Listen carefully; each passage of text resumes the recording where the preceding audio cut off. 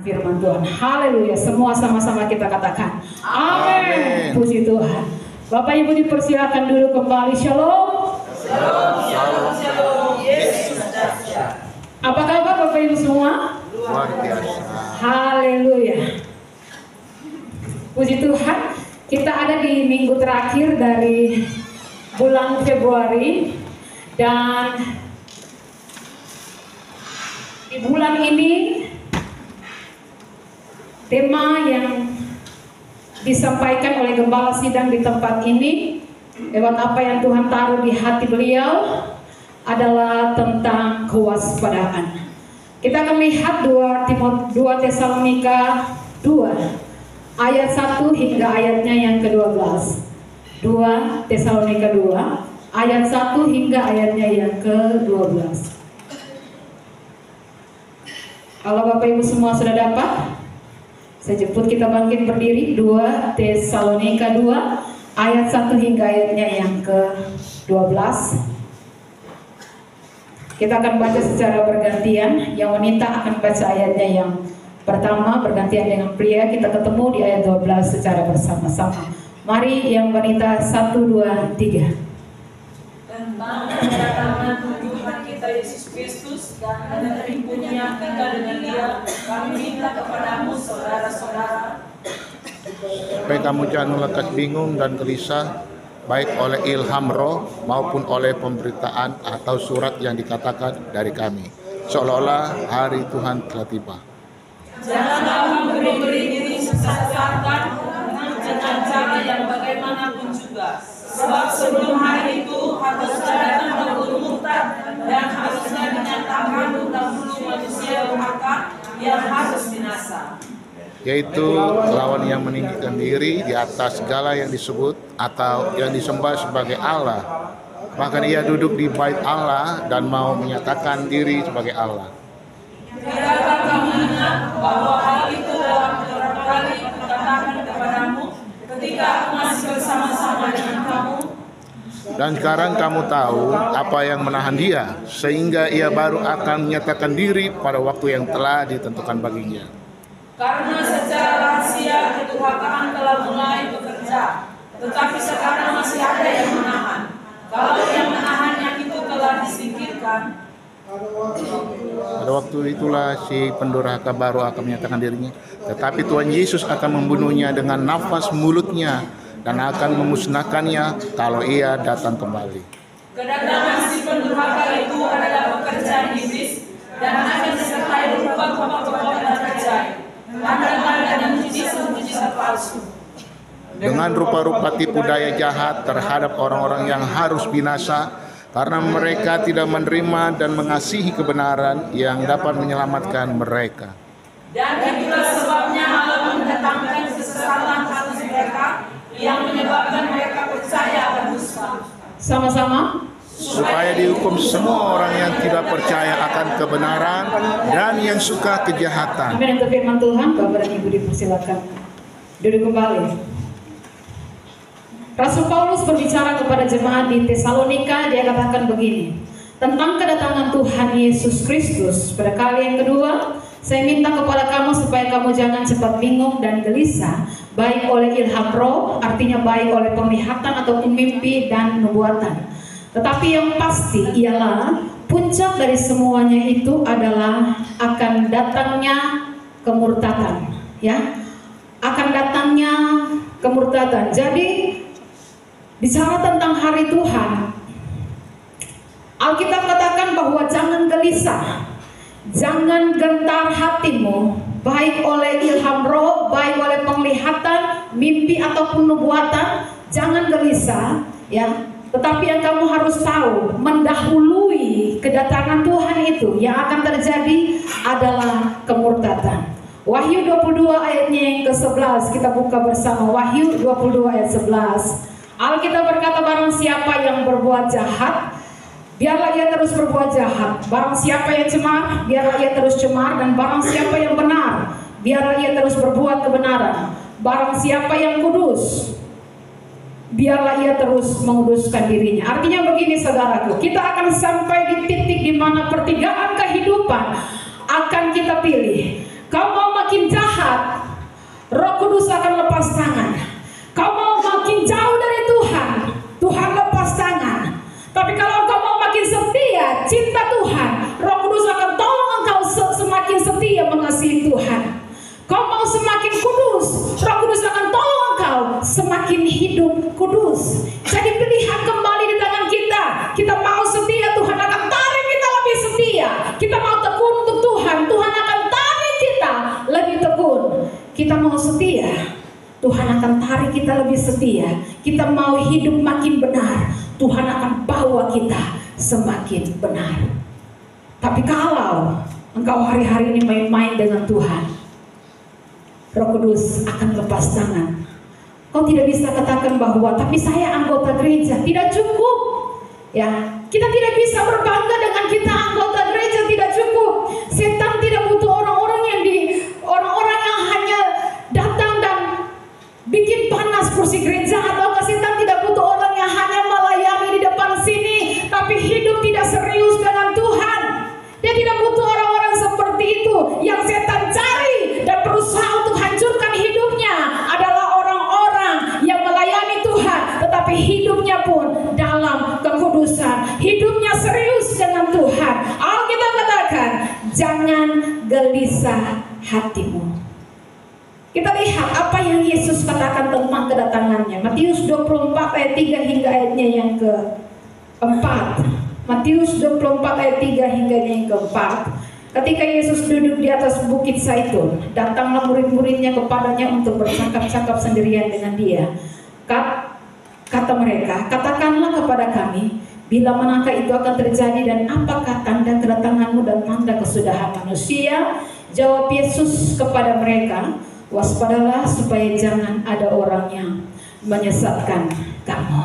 Ketika murid-murid bertanya apa tandanya kesudahan dunia, apa tandanya kedatangan anak manusia, Yesus berkata, waspada supaya jangan ada orang yang menyesatkan kamu. Tanimbar hari-hari ini lagi sesat, tanimbar lagi generasi mudanya sedang tersesat dengan berbagai hal. Setan berusaha merampas kebenaran, setan berusaha merampas Injil supaya hati kita dibelokkan, dicondongkan kepada hal-hal yang tidak benar. Contoh, saudara bangun pagi. Kalau kita mengaku jujur, kita bangun pagi, kita bikin apa? Yang kita cari apa dahulu? Alkitab atau buka HP? Ya, bagus kalau buka HP ada aplikasi Alkitab, tujuannya untuk baca Alkitab di situ.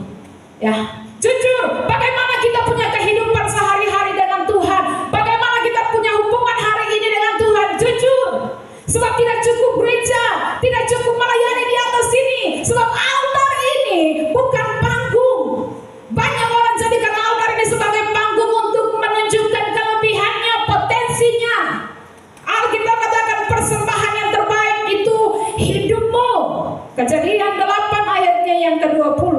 Ketika Allah selesai menghukum dunia dengan air bah, Nuh mempersembahkan korban dari hewan-hewan yang tidak haram. Katakan sama-sama dengan saya, tidak haram.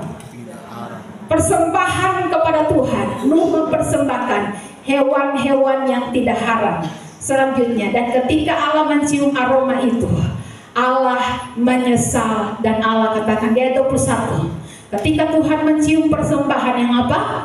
Harum itu, berfirmanlah Tuhan dalam hatinya, aku takkan mengutuk bumi ini lagi karena manusia, sekalipun yang ditimbulkan hatinya adalah jahat dari sejak kecilnya, dan aku takkan membinasakan lagi segala yang hidup seperti yang telah kulakukan.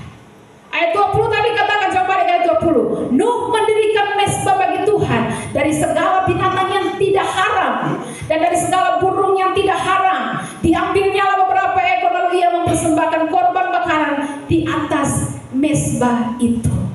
Ya, persembahannya, hewan yang dipersembahkan tidak haram.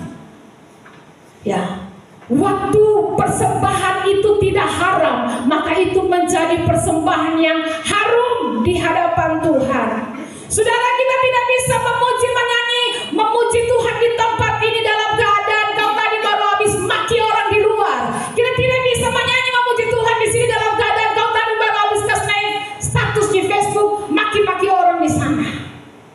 Ya, banyak orang tidak jaga hidupnya di luar. Dia mau menampilkan hidupnya di tempat ini. Dengar baik-baik, tidak ada orang yang masak ikan yang sudah ulat. Saudara pergi di pasar beli ikan yang sudah yang sudah busuk, yang sudah ulat, datang saudara masak dengan bumbu yang selengkap apapun, seenak apapun. Ya, saudara mau olah itu dengan luar biasa. Tapi kalau daging ikan sudah busuk, saudara bisa nikmati atau tidak? Tidak bisa. Hidup kita seperti demikian. Kalau kita punya hidup tidak benar, waktu kita menyembah Tuhan, kita angkat tangan. Tuhan bilang berhenti, selesaikan dosa. Ya, korban yang tidak haram itu harum. Ya, korban yang tidak haram, ya, itu harum di hadapan Tuhan. Ketika Tuhan mencium aroma itu, Tuhan senang.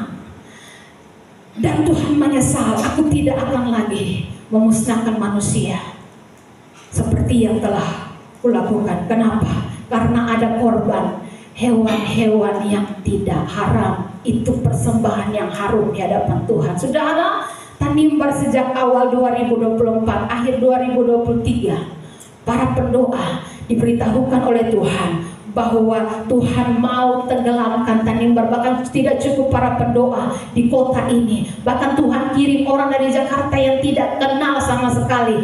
2 orang datang ke tempat ini cuma 1 hari, dan cuma untuk kasih tahu hal yang sama yang sudah didapat oleh para pendoa di tempat ini. Ya, sejak akhir 2023 hingga awal 2024, 2 orang dari Jakarta yang datang untuk mengkonfirmasi hal yang sama. Datang dengan pesawat, kasih tahu selesai, balik. Hanya untuk berdoa keliling Tanimbar. Karena konfirmasi suara Tuhan yang mereka dapat, bahwa Tuhan mau tenggelamkan ini Tanimbar. Saudara tahu, sejak tahun kemarin Tuhan mau tenggelamkan ini pulau, tapi karena ada orang-orang yang berlutut berseru kepada Tuhan, ada orang-orang yang menaikkan pujian dan siang sampai sore sampai malam di menara doa, dan Tuhan mencium itu bau yang harum. Makanya kalau saudara lihat aman-aman, jangan saudara pikir dong penglihatan dong punya membuat semua palsu. Mana mungkin Tuhan mau ya tenggelamkan Tanimbar? Ya tidak mungkin. Apa yang tidak mungkin? Tuhan bisa lakukan dengan sangat mudah. Apa yang tidak mungkin? Tapi kalau Tuhan tidak lakukan, karena ada orang-orang yang berlutut berdoa siang malam, mereka menaikkan puji-pujian kepada Tuhan dari kota ini, dari pulau ini, dan itu harum di hadapan Tuhan. Ayatnya yang keempat hingga yang ke-6 dari Matius 24. Jawab Yesus kepada mereka, waspadalah supaya jangan ada orang yang menyesatkan kamu. Sebab banyak orang akan datang dengan memakai namaku dan berkata, akulah Mesias, dan mereka akan menyesatkan banyak orang. Kamu akan mendengar deru perang atau kabar-kabar tentang perang, namun berawas-awaslah, jangan kamu gelisah. Sebab semuanya itu harus terjadi, tetapi itu belum kesudahannya. Peperangan sudah terjadi, sudah, sedang, dan akan terus terjadi. 2025 ini yang sedang ditakutkan ialah perang nuklir. Ya, ketika pembangunan bait suci yang ketiga dibangun, maka akan terjadi satu goncangan dahsyat atas dunia. Ya, saudara dengar, waktu yang saya dan saudara hidupi saat ini, waktu yang sangat sedikit. Tuhan sedang press waktu, Tuhan sedang persingkat waktu. Pertanyaannya begini saudara, kita punya waktu 24 jam, kita bikin apa? Kita punya waktu dalam sehari 24 jam, kita bikin apa? Kita bikin apa dengan kita punya hidup? Ya, kita sibuk dengan pekerjaan, sibuk dengan usaha, sibuk dengan pangkat dan uang. Kapan kita sibuk dengan Tuhan? Saudara lihat, bupati naik, dia akan cari orang-orang yang kerja untuk dia. Dia taruh di setiap kepala-kepala dinas, dia taruh di tempat-tempat penting dan sebagainya. Kau kerja untuk bupati waktu dia mau maju, nanti dia akan pilih kau, kasih posisi-posisi penting. Dan dengar ini, kau kerja buat Tuhan Yesus. Waktu dia datang, dia akan pilih kamu yang kerja buat dia. Makanya kemarin saya sudah katakan, semakin capek seseorang untuk Tuhan dan pekerjaannya, semakin besar Ya. Nah, kalau kita tidak pernah sibuk untuk Tuhan, kalau kau tidak pernah sibuk untuk Tuhan dan pekerjaannya, baru kau bilang kau masuk surga. Ya. Cari tim sukses untuk kerajaan surga dulu. Ya. Pertanyaannya sederhana. Kau bikin apa di sini? Kau bikin apa di dunia ini? Ketika Elia lari dari Isabel, dia lari kepada gurun lalu sembunyi di gunung Horeb. Tuhan tanya buat Elia, kau bikin apa di sini? Ya, Elia bilang, Tuhan, saya sudah bunuh 450 Nabi Baal. Saya sudah lakukan banyak hal yang hebat. Tuhan tidak respon, tanggapi. Tuhan tanya ulang, Elia, kau bikin apa di sini? Itu Elia yang melayani Tuhan hebat. Ini orang yang melayani Tuhan yang baru habis tumpas 450 Nabi Baal. Seluar biasa itu, sehebat itu saja pelayanannya. Tuhan masih tanya, kau bikin apa di sini? Orang muda, kau bikin apa di sini? Jemaat, kau bikin apa di sini? Jangan sampai waktu menghadap Tuhan baru Tuhan bilang, saya tidak kenal engkau. Ya, kau bisa tipu orang, tapi kau tidak bisa tipu Tuhan. Waktu kita beribadah, waktu kau beribadah, kau menyembah Tuhan sungguh-sungguh atau tidak? Waktu kau berikan persembahan, kau berikan sungguh-sungguh untuk Tuhan atau tidak? Waktu kau pimpin pujian, kau pimpin untuk Tuhan dengan sungguh-sungguh atau tidak? Semua kembali kepada posisi hati kita. Berkenan di hadirat Allah. Waktu Kain, yang persembahan dari Kain naik, itu tidak berkenan, aromanya busuk di hadapan Tuhan. Tapi waktu persembahan dari Habel naik, harum, berkenan di hati Tuhan. Sudah lihat perbedaan dari antara dua orang yang sama-sama mempersembahkan korban kepada Tuhan. Satu tidak berkenan, yang satunya berkenan. Saudara punya suara bisa bagus, saudara main musik bisa bagus, ya, saudara menari bisa bagus, saudara bikin apa semua bagus. Orang mungkin kasih engkau 10 jempol, tapi kalau Tuhan tidak kasih jempol, 10 jempol di dunia tidak ada guna. Matius 24 ayatnya yang ke-7 hingga yang ke-9. Kita lanjut. Karena waktu yang terbatas. Matius 24 ayat 7 hingga yang ke-9. Sebab bangsa akan bangkit melawan bangsa, dan kerajaan melawan kerajaan. Akan ada kelaparan dan gempa bumi di berbagai tempat. Matius 24.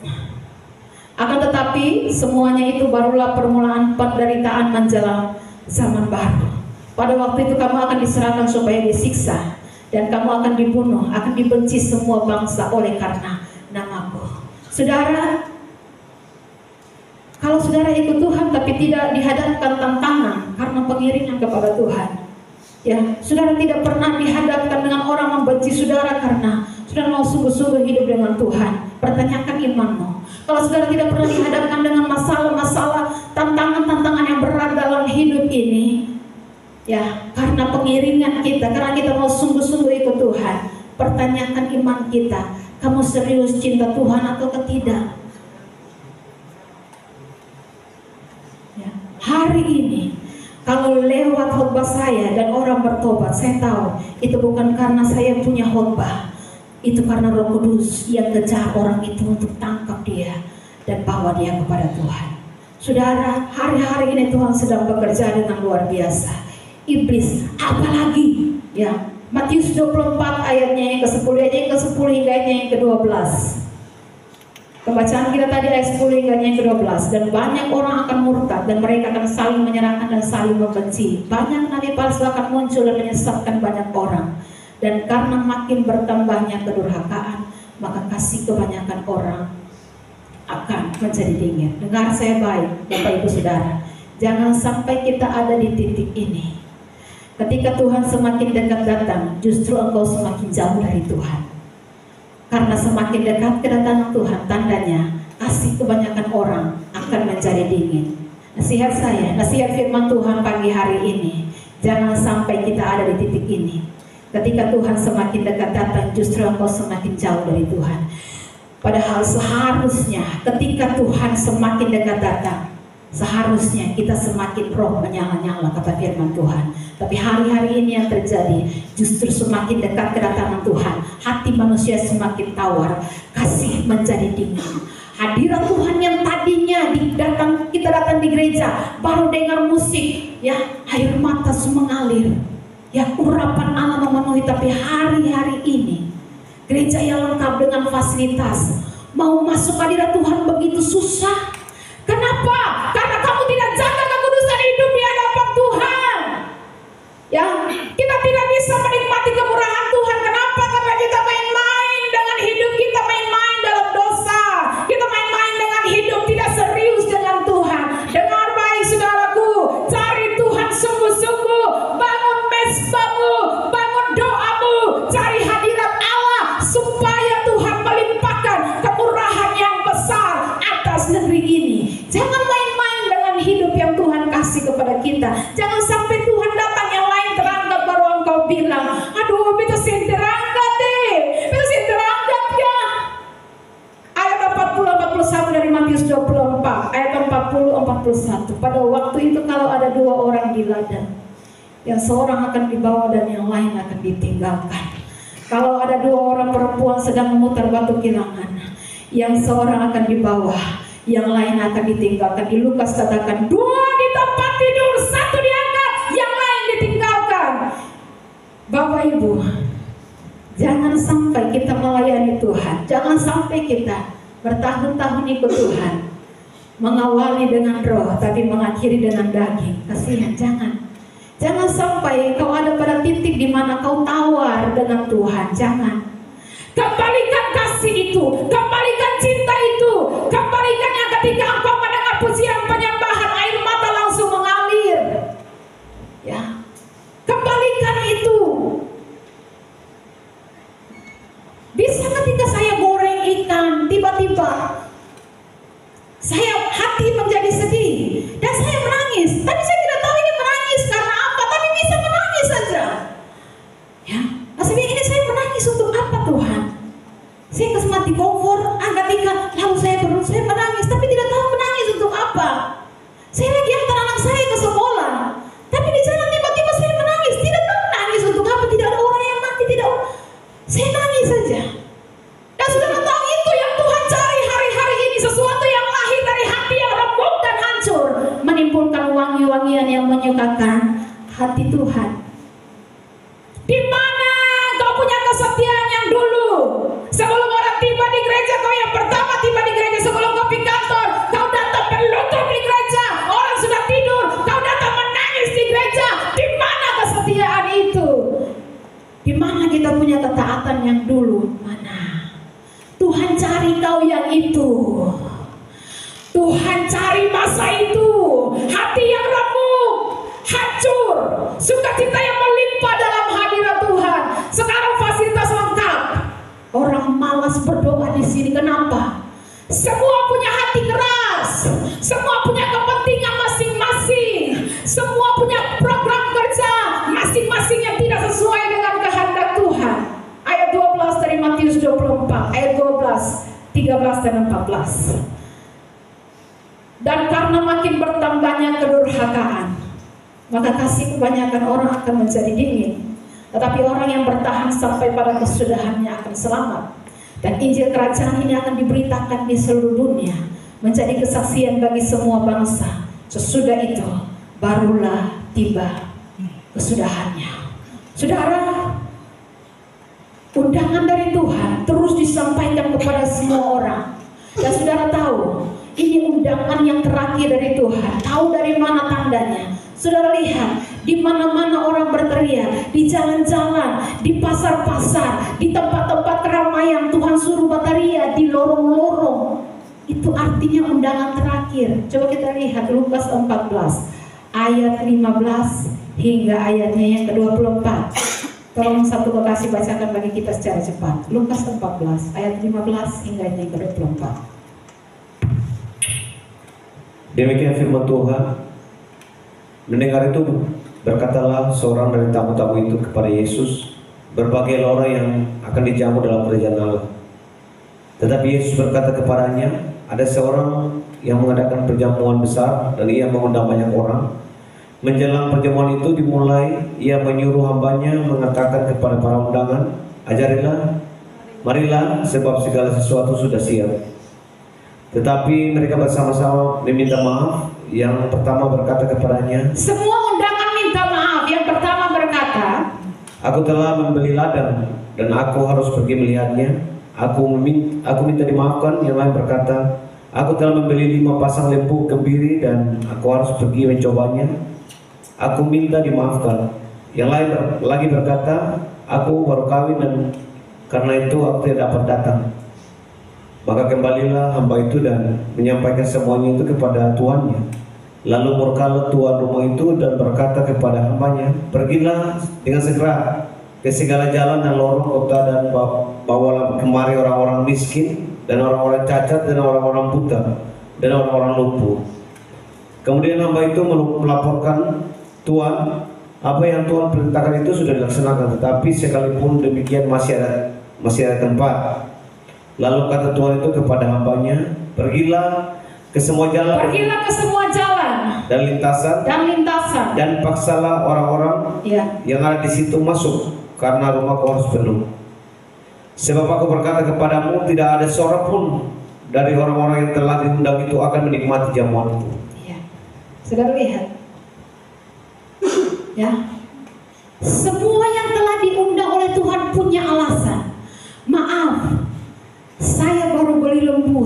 Maaf, saya punya ladang baru. Ya, saya baru buka ini ladang. Saya tidak bisa datang. Saya minta dimaafkan. Yang satu lagi, maaf, saya baru beli sepasang lembu kebiri. Saya harus mengurus lembu saya. Saya tidak bisa datang. Yang satu lagi berkata, "Maaf, saya baru kawin. Saya tidak bisa datang." Maka murkalah Tuhan yang punya undangan, yang punya acara itu.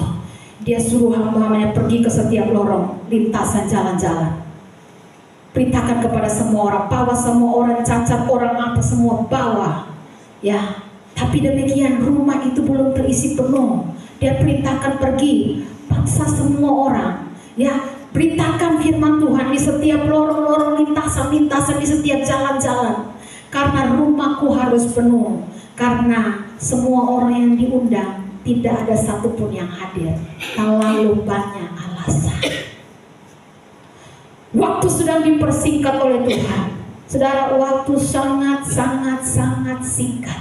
2025 akan lebih cepat dari 2024. 2024 lebih cepat dari 2023, bukan? Kita hidup, ya, bukan lagi di satu hari 24 jam. Kita hidup di satu hari 12 jam. Kita tidak hidup di 1 tahun 12 bulan. Kita hidup di 1 tahun cuma 5 sampai 6 bulan. Kita tidak hidup di 1 minggu 7 hari. Kita hidup di 1 minggu hanya 2 sampai 3 hari.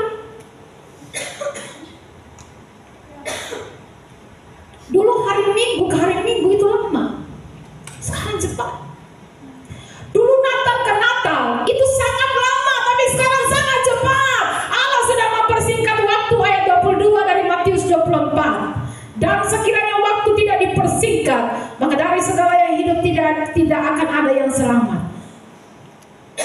Akan tetapi, oleh karena orang-orang pilihan, waktu itu akan dipersingkat. Oleh karena orang-orang pilihan, waktu akan dipersingkat. 2 Tesalonika 2 ayat 1 hingga ayat yang ketiga. Tentang kedatangan Tuhan kita Yesus Kristus dan terhimpunnya kita dengan Dia, kami minta kepadamu saudara-saudara, supaya kamu jangan lekas bingung dan gelisah baik oleh ilham roh maupun oleh pemberitaan atau apa itu? Surat yang dikatakan dari kami seolah-olah hari Tuhan telah tiba. Jangan kamu memberi dirimu disesatkan orang dengan cara yang bagaimanapun juga, sebab sebelum hari itu haruslah datang dahulu murka, menyatakan dahulu manusia durhaka yang harus binasa. Saudara, Kristus sudah mati di kayu salib. Dia mengerjakan keselamatan yang sempurna bagi seluruh dunia. Dosa itu musuh terbesar yang melahirkan maut dan kematian sampai selamanya. Yesus sudah terpaku di kayu salib. Dia sudah bangkit mengalahkan kematian. Persoalan di Taman Eden, masalahnya akan dikembalikan ke akhir zaman. Di kitab Wahyu 12, naga tetap akan berusaha untuk dia tetap harus disembah sebagai Tuhan, yang disebut sebagai 666. Kenapa 666? Karena hari ke-6 adalah hari penciptaan manusia. Sesuatu yang diulang 3 kali itu tanda yang penting. Sudah lihat, berbicara tentang antikris dikatakan dia sudah ada, ya. Bahkan nabi-nabi palsu itu sudah ada sejak lama dan mereka telah pergi ke seluruh dunia. Alkitab berbicara tentang figur antikris yang pertama, Nimrod, orang yang mencoba membangun, ya, menara untuk bisa menyemai Tuhan. Setelah kasus di Taman Eden selesai, setan tidak berhenti sampai di situ. Kenapa sampai setan benci manusia? Karena manusia diciptakan, Alkitab katakan dari bahasa aslinya imago Dei, serupa dan segambar dengan Tuhan Allah. Kristus mati di kayu salib untuk mengembalikan semua yang hilang di Taman Eden, tapi setan tetap disimpan untuk rencana yang terakhir. Sudah lihat figur antikris yang kedua selain Nimrod, yang kedua yang Alkitab katakan Nebukadnezar. Dikatakan engkau telah jatuh, ya, engkau telah jatuh, putra fajar, bintang timur, karena Nebukadnezar mengatakan dirinya sebagai Tuhan. Dan yang sekarang ini lagi ditunggu itu yang ketiga, 2 Tesalonika 2 ayat 4. 2 Tesalonika 2 ayat 4, yaitu lawan yang meninggikan diri di atas segala yang disebut atau yang disembah sebagai Allah. Bahkan ia duduk di bait Allah dan mau menyatakan dirinya sebagai Allah. Sudah lihat hari-hari ini dunia seperti apa? Presiden Amerika Donald Trump menjadi presiden Amerika Serikat yang mengembalikan ibu kota Israel dari Tel Aviv kembali ke Yerusalem pada 20 Januari 2025. Donald Trump berjanji, saya akan segera bangun bait suci yang ketiga di Temple of God Yerusalem. Saudara, jangan berpikir itu tanda yang baik, itu tanda yang buruk bagi dunia. Ya, kalau sampai bait suci yang ketiga dibangun, berarti iblis akan duduk di atas tahtanya dan mau disembah sebagai Allah sesuai nubuatan. Coba kita lihat Wahyu 11 ayat 1 hingga ayat yang kedua. Wahyu 11 ayat 1 hingga ayat yang kedua. Kemudian diberikanlah kepadaku sebatang bulu seperti tongkat pengukur, rupanya dengan kata-kata yang berikut: bangunlah dan ukurlah bait suci Allah dan mezbah dan mereka yang beribadah di dalamnya. Tetapi kecualikan pelataran bait suci yang di sebelah luar, janganlah engkau mengukurnya, karena ia telah diberikan kepada bangsa-bangsa lain, dan mereka akan menginjak-injak kota suci 42 bulan lamanya.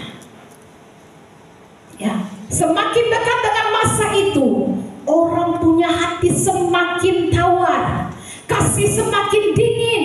Tapi berbahagialah engkau yang tetap mau setia kepada Tuhan. Ya.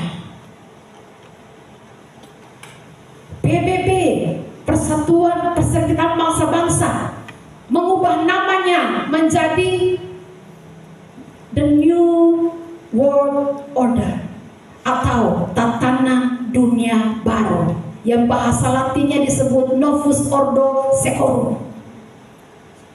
Pertanggal 9 sampai 19 September 2024 adalah waktu yang ditetapkan PBB harus ganti nama menjadi The New World Order, tapi masih tertunda.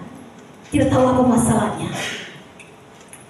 Nah, kalau kita dengar penjelasan, ya, dari beberapa hamba Tuhan tentang Trump, ya, Donald Trump itu merupakan tanda, ya, Trump atau trompet Alkitabnya sangkakala. Sangkakala di Alkitab itu tanda semua orang harus waspada. Trump ketika pertama kali jadi presiden, dia pindahkan ibu kota dari Tel Aviv ke Yerusalem. Di periode dia jadi presiden yang kedua, dia janji akan bangun bait Allah yang ketiga. Kalau sampai di tahun ini 2025 jadi bangun, berarti ini 5 tahun terakhir kita hidup di dunia untuk orang-orang kudus. Singkat atau cepat? Singkat dan cepat. Saya mau bilang, tidak ada waktu lagi. Jangan engkau santai. 5 tahun terakhir ini 5 tahun yang sangat penting untuk gereja. Persiapkan diri masuk dalam kesempurnaan sebagai orang-orang pilihan.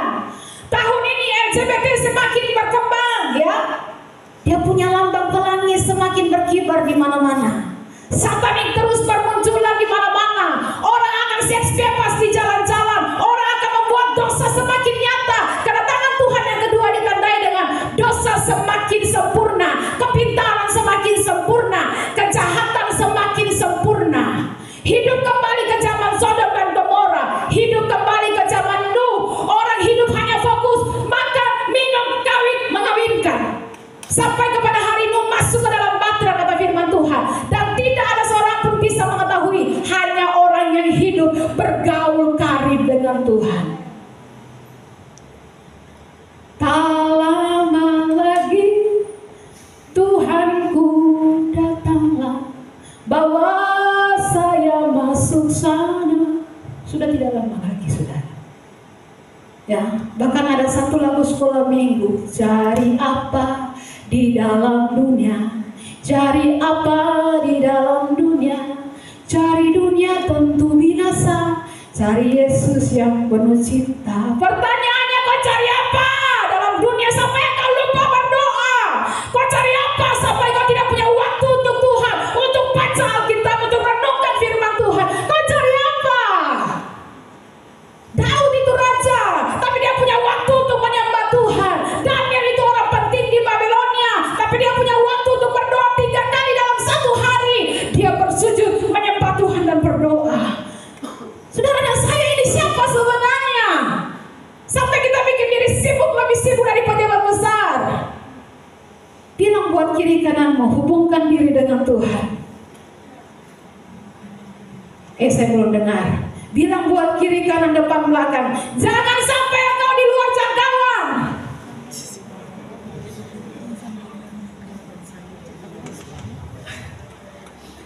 Apa yang paling penting yang kau cari di dunia ini apa? Pangkat, harta, gelar, jabatan, nama, almarhum, mobil jenazah, kuburan, tengkorak. Terus kau cari apa? Cari uang? Pakai beli apa? Bisa pakai beli nafas, bisa pakai beli sukacita. Saudara punya bensin habis, isi ulang, motor jalan. Pulsa habis, isi ulang, bisa telepon. Galon habis, isi ulang, minum. Listrik habis, isi token ulang, lampu menyala. Nafas? Nafas habis, saudara mau isi ulang? Amsal 11 ayat 4. Amsal 11 ayat 4. Pada hari kemurkaan, harta tidak berguna, tetapi kebenaran melepaskan orang dari maut. Tepuk tangan untuk kebenaran. Semua yang kau cari saat ini pada hari Tuhan, semua itu tidak berguna, tapi kebenaran melepaskan orang dari maut. Saudara, program kerja dari PBB atau yang akan berganti nama menjadi Tatanan Dunia Baru tahun 2021-2030, semua teknologi sedang dipersiapkan.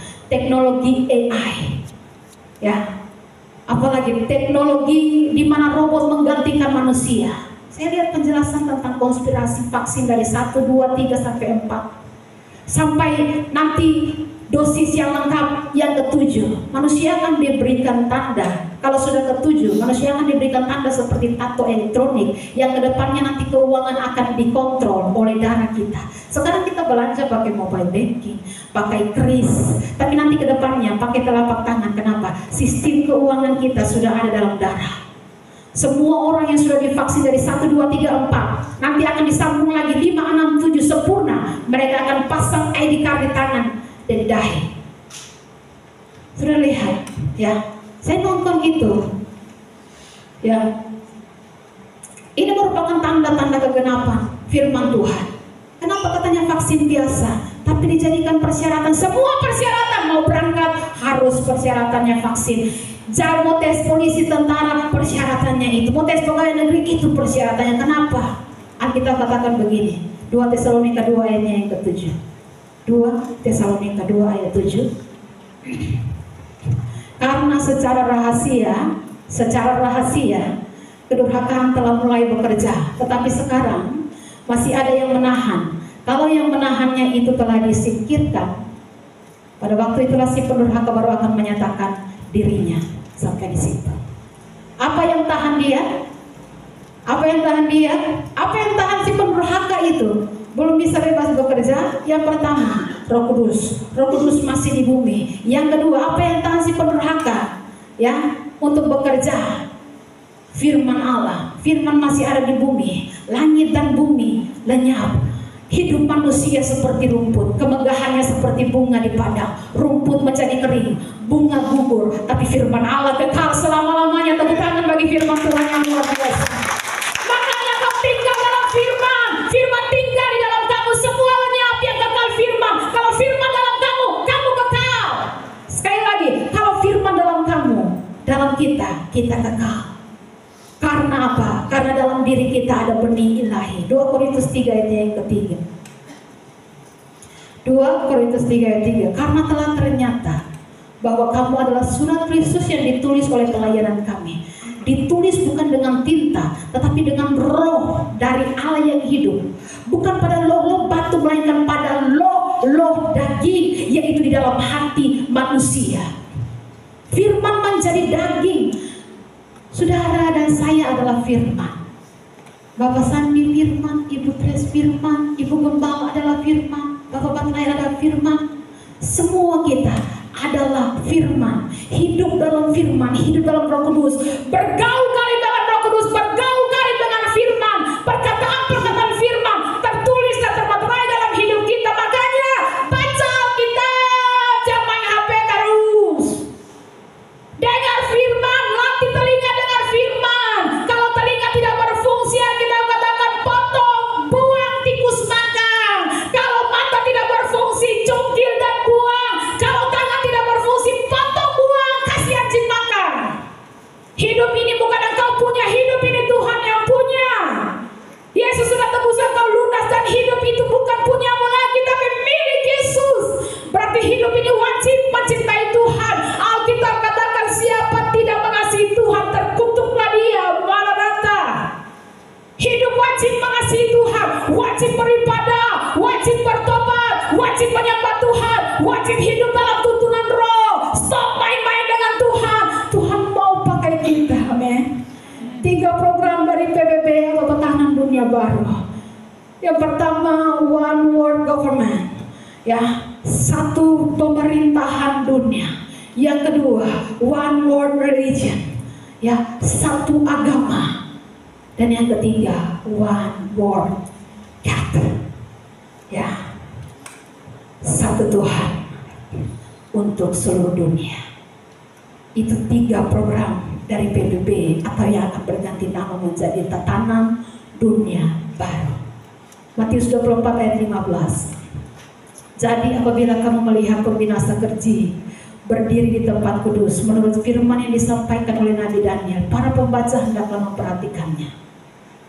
Jadi kalau sampai tahun ini Donald Trump bangun bait suci yang ketiga, tepat di atas lokasi masjid tertua di dunia yang dibangun oleh Rasulullah dan Muhammad, berarti akan terjadi perang yang besar, alias perang dunia ketiga. Dan kalau sudah perang dunia ketiga, nuklir dari Irak, dari China, untuk Indonesia pun nuklir yang ada. Semua sistem persenjataan dengan teknologi yang canggih akan dikeluarkan. Bumi akan gelap. Daniel 12 ayat 1. Pada waktu itu juga akan muncul Mikael, pemimpin besar itu yang akan mendampingi anak-anak bangsamu. Dan akan ada suatu waktu kesesakan yang besar, seperti yang belum pernah terjadi sejak ada bangsa-bangsa sampai pada waktu itu. Tapi pada waktu itu bangsamu akan terluput, yakni barang siapa yang didapati namanya tertulis dalam kitab itu. Dan saat itu akan terjadi kesukaran yang sangat besar. Tidak ada satu orang pun yang bisa luput menyelamatkan diri, hanya orang-orang yang punya firman Tuhan, yang berjaga-jaga dan berdoa. Sebab itu Alkitab katakan, berjaga-jaga dan berdoalah supaya kamu luput dari semua kesukaran besar yang akan menimpa seluruh dunia, dan supaya kamu tahan berdiri di hadapan Anak Manusia. Di ayat yang ke-7 kembali, 2 Tesalonika 2 ayat yang ke-7 tadi. Karena secara rahasia kedurhakaan telah mulai bekerja, tapi sekarang masih ada yang menahan. Kalau yang menahannya itu telah disingkirkan, siapa yang menahan? Roh Kudus tadi. Yang kedua firman. Dan yang ketiga, orang-orang kudus. Kalau yang menahannya telah apa? Disingkirkan. 3 materi rohani yang akan disingkirkan, diangkat oleh Tuhan. Yang ketiga itu adalah orang-orang kudus. Ya, dua orang di ladang, yang satu diangkat, yang lain ditinggal. 2 perempuan memutar batu kilangan, yang satu diangkat, yang lain ditinggal.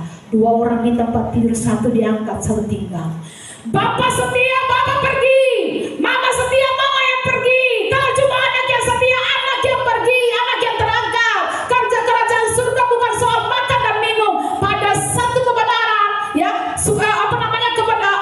kerajaan surga adalah soal kebenaran dan sukacita oleh Roh Kudus. Karena itu kita katakan, siapa yang setia, yang taat sampai akhir, dia akan menerima mahkota kemuliaan. Kalau yang menahan pekerjaan si pendurhaka itu telah disingkirkan. Yang menahan pekerjaan si pendurhaka telah disingkirkan. Sudah lihat, disingkirkan, garis bawahi, disingkirkan. Disingkirkan kemana? Disingkirkan, terangkat ke surga. Begitu orang kudus diangkat, baru si pendurhaka itu bekerja dengan bebas. Sekarang dia masih ditahan pekerjaannya karena masih ada orang-orang kudus, masih ada firman Tuhan, masih ada Roh Kudus yang menahan dia bekerja. Tapi kalau mereka telah disingkirkan, si pendurhaka itu akan bekerja dengan bebas. So, saudaraku, 1 Timotius 6 ayat yang ke-11, Wahyu 3 ayat 11. Coba bacakan Wahyu 3 ayat 11 sebagai ayat yang terakhir. Wahyu 3 ayat 11. Demikian firman Tuhan. Aku datang segera, peganglah apa yang ada padamu supaya tidak seorang pun mengambil mahkotamu. Amin. Amin untuk firman Tuhan. Tundukkan kepala kita.